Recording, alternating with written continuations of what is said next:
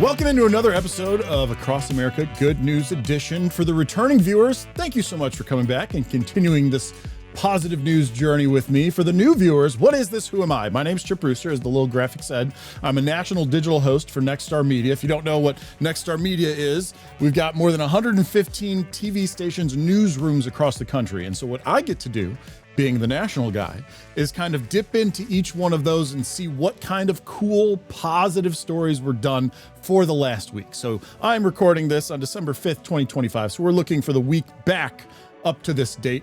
And I've got a great slew of stories. One of the things that I always try to do is get an animal video in. And let me tell you, the animal story rather, that I've got this week, you might have already heard about a unwanted 500-pound guest in a man's home. In addition to that, we're going to head out to Hawaii, where they're trying to keep voyage culture alive, meet an interesting location for a barbershop chair, and then those last three stories, 'tis the season. I'm going to get some seasonal things in here. One about a toy donation option being offered by police officers. One about the Macy's Thanksgiving Day Parade and what it's like to be street level as a reporter. And one about professional home decorators. But we're not going to start with the seasonal pieces. I would like to really start with some of the more impactful stories that I saw this week. And so this first one is coming from our station in Oklahoma City, KFOR. And it's all about a cochlear implant and a baby hearing their parents for the first time.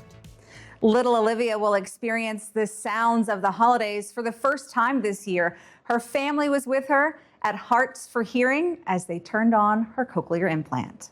The family of 11-month-old Olivia Butler Thomas files into a room at Hearts for Hearing off Portland in Oklahoma City, excited and a little nervous for her big day. They're just an emotional roller coaster, really, more than anything. But first, while Olivia is distracted by her family, crews at Hearts for Hearing start testing the device, sending beeping sounds to the implant to see if it's working. After the tests are complete, comes the big moment. Where's Olivia? Peekaboo. I think she's starting to see it. Hi. Hi. Hi. The baby girl hearing her name for the first time, her family's voices, and loud noises. Really just a dream come true to see her have full access to sound. When we first learned that she had profound hearing loss, it was quite devastating for our family. Olivia's parents were told she suffered from hearing loss shortly after she was born. After research and long conversations, they made the decision to install cochlear implants. Going through this journey and going through, 2 surgeries and seeing her react to sound and learn her name and turn to sound has just been amazing to see. Sophia Banos is a speech-language pathologist. She's been working with Olivia for the last 6 months and helped activate her left ear implant a few weeks earlier. Wednesday, the final device was turned on. Now she'll be able to tell which side sound is coming from and be able to use both of her ears to just perceive the world around her. A beautiful moment that was worth the wait and fears for her family. More happy tears than sad tears these days. In Oklahoma City, ADRIA GOINS, Oklahoma's News 4. Yeah, it's okay to tear up for that one. 11-month-old parents hearing her name for the first time. Loved that story. Really glad we could bring it to you here on this show. I've got another good one for you. This one from our Austin, Texas station, KXAN. And it's about another teenager now. She was a kid when the story really started, seeing something and thinking it could be a better way and then doing something about it. Check this out.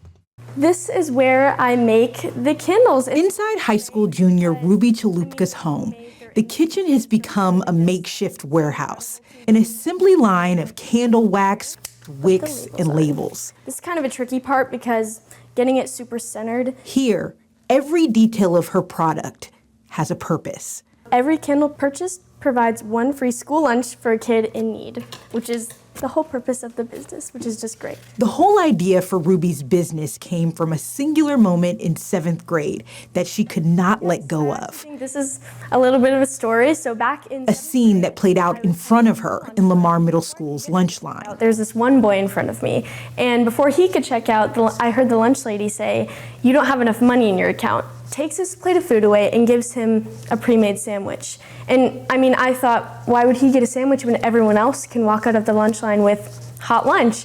It's a situation that plays out across the state and country. Despite free and reduced lunch programs, a 2025 study from the Education Data Initiative found Texas public schools collectively have more than $900 million in lunch debt.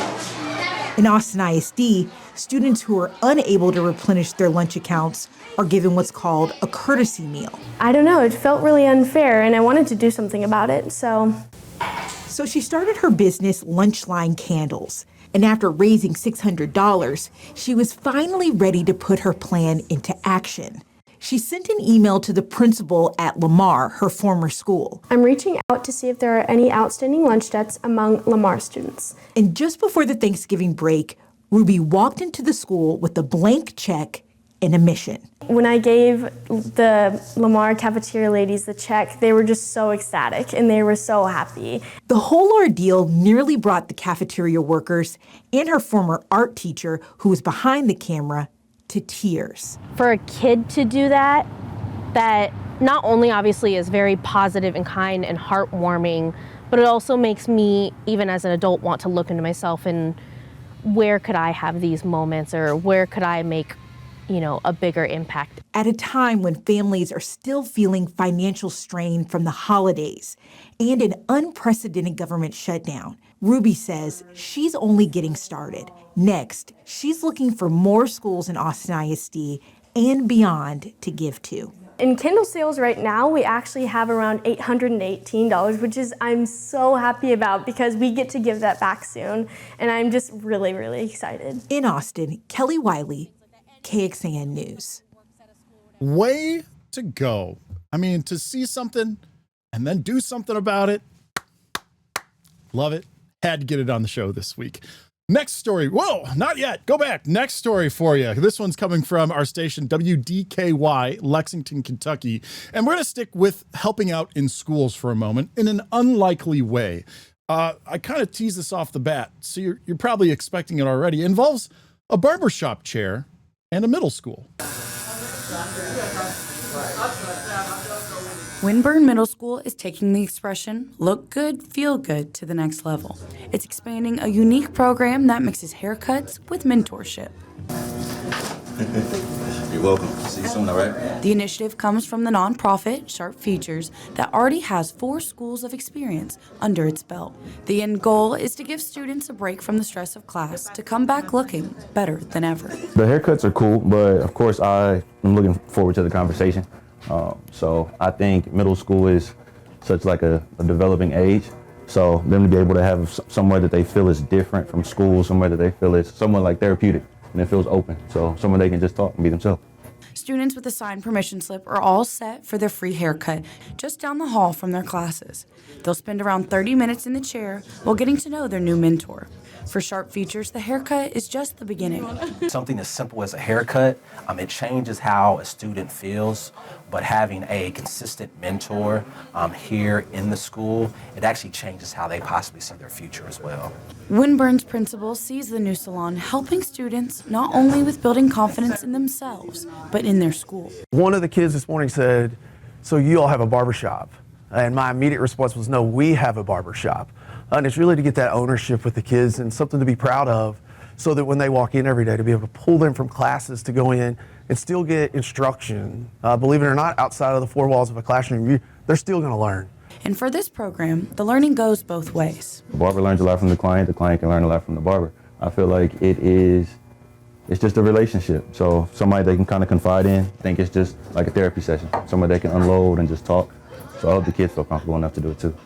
In Lexington, Ren Music, Fox 56 News. I'll tell you, I don't have very strong memories of being a middle school boy, but I do think it is a time of turmoil in one's life. So to have that opportunity, someone to speak to and to just get outside the classroom while in school, what a cool program. And we got to learn about it here on Across America Good News Edition. We've got more stories just like this coming up. Our next block of stories, it's going to be the seasonal varieties. So if you're interested in a little bit of a Thanksgiving, Christmas, holiday cheer vibe, stick around.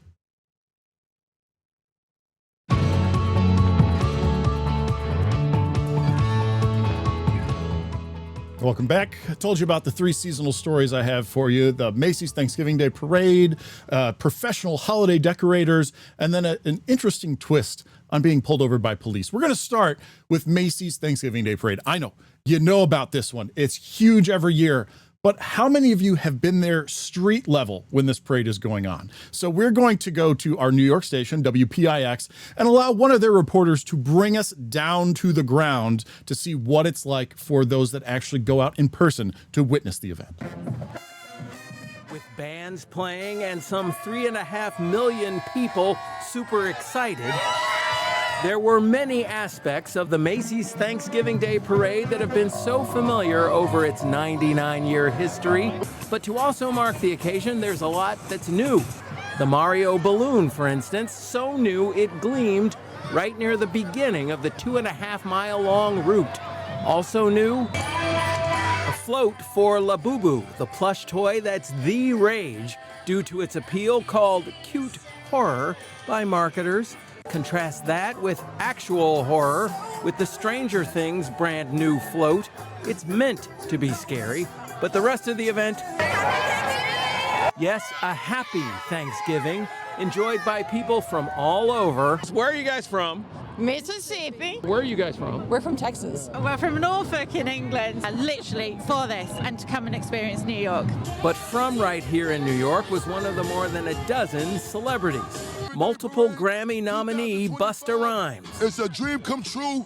Happy holidays. You see that clear blue sky above him. As you see, it's nice and steady for Pikachu. Wind had been a concern for this parade, but ultimately proved to not really be a factor. But the temperature was in the low 40s, colder than normal for late November, and the wind chill made it feel like the 30s.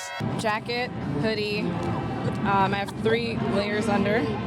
Toe warmers, socks, heated socks, gloves, hat, neck warmer. She said she was trying to feel as warm as she does at home. We're here from Florida. And people who'd been waiting all day in that cold, like these folks from Mystic, Connecticut. We were curbside by like 4:30. Called it worth it. Oh, amazing, amazing. My heart. Oh, it just blessed us for the kids, for the experience. It was amazing. And no Thanksgiving Day Parade is complete without its most important participant. Santa ushered in the rest of the holiday season after a happy Thanksgiving. In New York, I'm James Ford. Thanks, James. Appreciate you bringing us down there street level in New York for that giant event that happens every year. Something else that happens every year, people start to decorate. They want the lights, the holiday sparkle. And you probably know that some kind of take a competitive edge to it. Well, it might be at the point that they're no longer doing it. They're bringing in the professionals. This next story coming from our Chicago station, WGN, about the rise in professional decorators. Can you get that one a little higher? Once the final leaves have fallen. You want to walk around with it and I'll hang it? It's Ben Orr's job to bring the trees we use that roll back to life. For this tree right here. With ladders, lifts. The goal is to manage the height between and lights. This tree and that tree. So they end at the same height as you're looking at it from down the block. Orr is the owner of Northern Lighting. 1, 2, 3, 4, 5 boxwoods. His crews are working for most of the month to decorate more than 200 homes in the wealthy North Shore suburbs, bringing a professional touch to the holiday tradition. There's a crew of 6 here. They're going to be here for about 5 hours. We have lifts that get us up to higher peaks. That's easily a 40-foot peak. They just don't make ladders like that. So we have lifts, we have lift trucks. The guys are all skilled on it. In Glenview, so grab those first 2 bins there. They definitely know we are the house that celebrates Christmas. The kids were like, this is amazing. Christine Roloff and her family started using the professional decorators after seeing Orr's colorful display at the Cole Children's Museum. We have basically every color of the rainbow, from hot pink and purple to green and blue, and then a little bit of white, very minimal white. They are part of a trend sweeping across the season. more and more people turning to professionals. They have everything you could think of: ladders, tools, the cherry lifts. They have these long poles that help get the ornaments up to the top of the tree. I mean, they have so many tricks in their truck. It's unbelievable. To light up their homes for the holidays. The price varies depending on how much you do. So I think with our family, I think it's close to $4,000, and that includes like the lights and then also the garland and all the extra things. So we definitely are one of the houses on the higher end because they do so much for us, but we don't mind because we love it. It makes us so happy. We have a couple customers on the North Shore that spend quite a bit with us. You know, they have huge properties, so there's just a lot of trees and a lot of lights they have to go up. Orr says one customer paid $18,000 for a holiday lighting display. I mean, we could go Griswold Clark here and go hog wild and spend tens of thousands of dollars, but no one's going to do that. So these connections. Orr is a full-time firefighter in the western suburbs who discovered a love for lighting while decorating with his dad. The Christmas season, the holidays was always really big in my family. We decorated our house inside and out. I helped hang the lights with my dad. As soon as I could climb a ladder, I was helping my dad put the lights up. So it was like instilled in me from a very young age. Now he's bringing his passion and creativity to other families. So they put everything up and then they take everything down and they store it. There's a large warehouse space containing nearly $400,000 worth of Christmas lights, labeled for each customer. It brings happiness. You know, it's like an instant childhood reaction. And that's the point. The decorations aren't necessarily for the home that hangs them. They're for everyone else who gets to look at them. It just makes you feel good inside, especially in a world that's kind of sad and dark sometimes. It just brings so much light and joy to everyone around. In Glenview, Mike Lowe, WGN News. Listen, y'all, I'm with you when I heard that cost. Same reaction. But Mike makes a great point. It is free to look. And so, thanks for something cool to look at. That's the best that I can say. One more seasonal story for you. This one coming from our station in Cleveland, Ohio, WJW, about a small town police force that does things a little bit differently should you be pulled over for certain violations during the month of December. The village of Windham, Ohio. Not exactly a one stoplight town. We have 2 traffic lights. Windham is very small, but everyone knows everybody. I feel like everyone tries to get along and they're all there to help.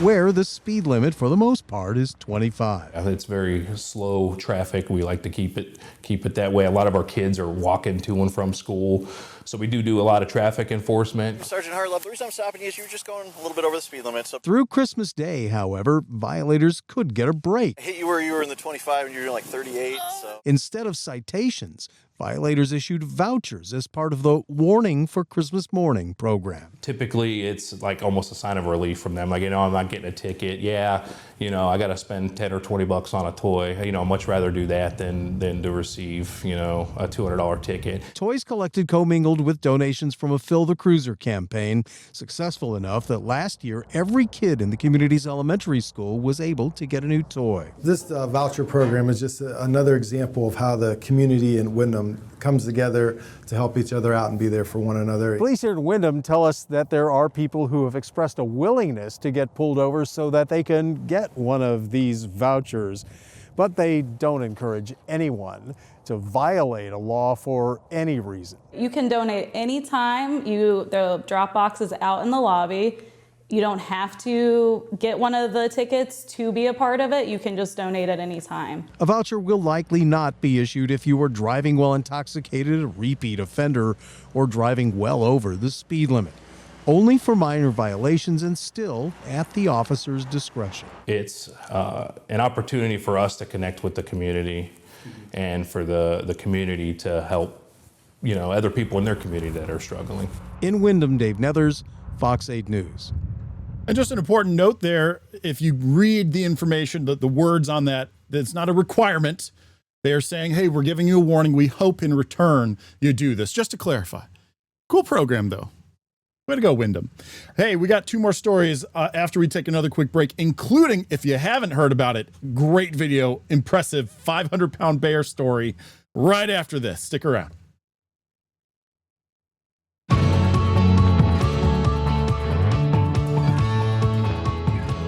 I'm going to do what a lot of TV people do.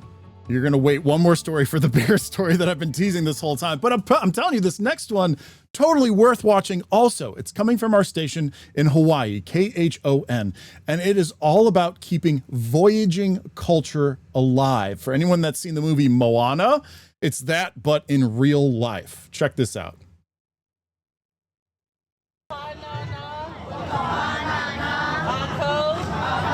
Living in Hawaii means learning about Hawaii, and 4th grade students are getting a first-hand chance to do just that with the Polynesian Voyaging Society, where all week they're hosting students statewide and teaching them about the voyaging culture. They can think about the history of this place and also how they're going to take care of it, what is their responsibility, their kuleana to the space, even if they're not Hawaiian. One of my favorite things was learning about that canoe. We learned about how they lived on the canoe for a few days. And the PVS says that they're happy to do it, helping them instill the value of Hawaiian culture onto the next generation. That culture of kindness is what brings us together in where I view Hawaii as a starlight of peace. It's a place of hope because of this kind of education that brings us and unifies us. Setting up a program like this one is something that the DOE and state leaders pushed very strongly for, saying that it's more than just a field trip and a chance for students to learn about canoes or voyaging, but rather a chance for students to connect and learn more about their home. They should be proud that they are living in Hawaii, from Hawaii, and a part of the Hawaiian history is something that they should know. This is about bringing community together, investing in our youth to ensure that they have experiences that they can hold with them as they progress through our public school system. Today, I hope every child goes home today inspired about something, some destination, and then it's just a job of the school system to create the education to get them to where their destination is. Nathan Shinagawa, KHON2 News, working for Hawaii. I've run a few different stories from our Honolulu station, and it's one of those where it's like, yes, it's a part of the U.S., but it is a totally different place. You know, there's such a different historic culture that it's so cool to be able to learn from that station and the stories that they do here on Across America Good News Edition. We end with the big bear story, and I think I've teased enough. We're just going to go right to it. An Altadena man set up a home security camera right outside this crawl space right here because you can see that brick. That's just one of many items he noticed was moved and then even destroyed. So you can imagine his surprise when he saw a 500-pound black bear living right under his home. It started Monday night when Ken Johnson's outdoor camera picked up movement in the driveway. It was really big. I've seen him before, but he was going through the trash. He's never done that before. And then the next morning I look, and he's coming out from underneath my house. Since then, the bear hasn't just visited, it's moved in. Ken says he sees it every day on camera, slipping in and out like he owns the place. But on Friday, things turned a little too close for comfort. So I had to go around and change the batteries. So I went around there and I just glanced at the hole from standing up, and I heard this horrible growl, like with a hiss, and I just ran. Ken's now living on edge, unsure when this uninvited house guest will pop up next. So naturally, I asked if we could go see it. I see it. I see it. I see it. Do you see the bear? Yes, the bear? I see it.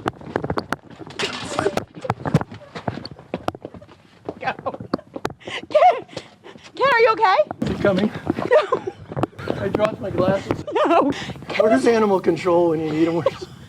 Fish and game. I'm gonna pee my pants. Oh. He says it's unsettling knowing he's sharing a property with a 500-pound bear living just feet below him. And it looked like a monster because the eyes are like close together and then this big wide head, and I wasn't even sure what I was looking at. Law enforcement told him staying inside will keep him safe, but he wants this tenant gone. Are you gonna start charging him rent? Yeah, that'd be nice. He reached out to California Fish and Wildlife to see if they can help evict this enormous squatter before things escalate. I got a recording reporting that said they're closed for the holidays. I don't need a bear for Christmas. I want to get rid of the bear for Christmas. Until Ken can get some help, he tells me he's going to continue staying indoors and, of course, keep those cameras rolling. Reporting in Altadena, Jillian SMUKLER, KTLA 5 News. And KTLA are stationed in LA. They're continuing to cover that story as of my recording this. And so if you're interested in more information on that or any of the stories that I ever show you, there's a part of the reason that I tell you what station it's coming from, because you can always go check out their website to catch up on that information. That is going to do it for another episode of Across America Good News Edition. I thank you all for continuing to watch this program. Have a great rest of your week, and I'll see you on the next one.